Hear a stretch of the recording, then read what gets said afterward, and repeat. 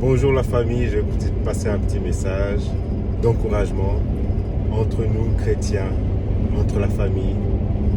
Il faut savoir, vous ne vous rendez pas compte en fait.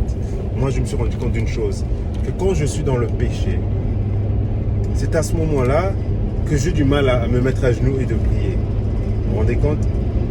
Quand tu es mal, c'est à ce moment-là que normalement, que tu as besoin de la prière. C'est à ce moment-là que tu as besoin de dire pardon à Dieu. Et c'est là que tu es honteux. Tu reviens, tu dis non. Tu n'oses pas aller à l'église, tu n'oses pas te mettre à genoux, tu n'oses pas aller vers Dieu. Pourtant, c'est à ce moment-là qu'il faut aller vers lui. Et les sentiments que je sens ou que nous sentons, on se sent sale. Comme si on est couvert de boue, que quand on va aller, il va nous repousser. On croit qu'il va nous repousser.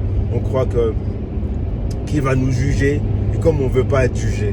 Parce qu'il y a toujours des mots, voilà, des idées dans notre tête. Ah non, tu ne feras pas ça. Ah oui, je n'ai pas respecté la parole. J'ai péché ceci, j'ai péché de cela. On se sent coupable. On se sent coupable. Le diable est un menteur, il est accusateur. Si vous avez ce sentiment de culpabilité quand vous avez péché, il faut savoir que c'est le diable qui vous met ces idées dans la tête. Le diable ne sait pas lire vos idées, vos pensées, seul Dieu peut le savoir, mais il sait injecter des pensées négatives. Il sait injecter les pensées malsaines. Il sait injecter les culpabilités dans vos cœurs. Et à ce moment-là, ça vous empêche d'aller vous repentir. Ça vous empêche d'aller vers Dieu pour être sauvé, pour être repris. Ah oui, le diable, il est accusateur. Vous avez vu comment il a été accusé, Job chez Dieu. Vous avez vu. Et c'est comme ça, comme il connaît la loi, il sait très bien la loi, ce qu'on peut faire, ce qu'on ne peut pas faire. Il voit que tu n'as pas respecté la loi, il va venir d'abord chez toi. Ah ouais, t'as vu, t'as fait ça. Ah oui, t'as vu, t'es pas bien. Ah oui, t'es pas un bon chrétien. Ah oui, c'est ça, ah oui, c'est là. Déjà, toi, tu vas te sentir déjà très lourd, très renfermé, tout renfermé. Alors que celui qui pêche tous les jours, il s'en fout, il fait ça. Mais toi, tu te sens mal, Hein? Et après, donc, tu te retournes plus vers Dieu. Donc, il faut savoir que non, il faut dire non à ces choses. Quand vous vous sentez mal, quand vous avez ces sentiments de culpabilité, il faut penser positif. Il faut penser que vous aimez Dieu et que Dieu, il est là pour vous et qu'il vous donne tout l'amour possible, tout l'amour qu'il est là, qu'un père peut avoir de son fils et toute l'attention. Allez lui parler et dites-lui je t'aime.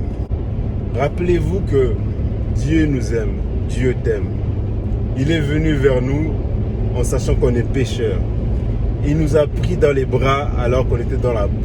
Il nous a lavés par son sang. Il a donné sa vie pour nous. Et c'est pendant que tu es dans le péché qu'il tend les bras vers toi. Et toi, tu baisses la tête et tu te détournes de son appel. Sache que Dieu ne se lassera jamais de toi, même quand tu es dans le péché, même quand tu es couvert de boue, même quand tout le monde t'a marché dessus. Il est toujours là. Et dis-toi simplement, et c'est ce que moi je me dis à ce moment, oh Jésus je t'aime.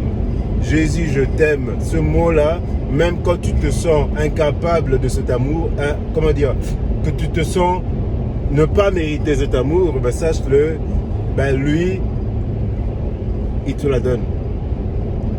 Dites-vous, qui est-ce qui mérite cet amour? Personne ne mérite cet amour. C'est la grâce. C'est la grâce parce que personne n'a mérité cet amour et personne n'a mérité d'être sauvé. Que tu sois dans le péché à fond ou que tu sois dans le péché juste un petit peu, c'est le péché. Comme on dit, que tu sois noyé à 1 centimètre de la surface de l'eau ou que tu sois noyé à 100 mètres de profondeur ou 1000 mètres de profondeur, c'est pareil, le résultat est le même. Disons merci à Dieu et disons à Dieu je t'aime, même dans les moments, surtout dans les moments les plus difficiles. Et Dieu tendra la main vers nous et il nous acceptera comme le fils prodigue qui revient vers lui. Allez, soyez bénis mes amis.